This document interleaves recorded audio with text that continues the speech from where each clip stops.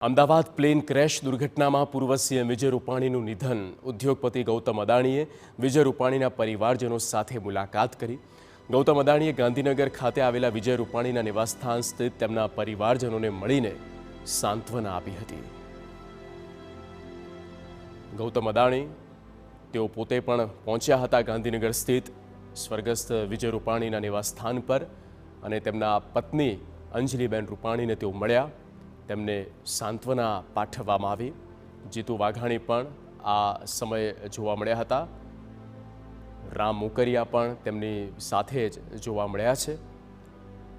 વડાપ્રધાન સહિત તમામ લોકો જ્યારે દુઃખી છે આ ક્ષણમાં, આખો રાજ્ય જ્યારે સ્વર્ગસ્થ વિજય રૂપાણી કરેલા કામ થકી તેમને યાદ કરી રહ્યા છે અને લોકો શોકાતુર બન્યા છે કે આ કેવી રીતે થઈ ગયું. આ હાદસો, આ ભયાનકતા જે થઈ અને ગણતરીના સેકન્ડ્સમાં જ જ્યારે લોકો ભૂંજાઈ ગયા હતા, ભડથું થઈ ગયા હતા.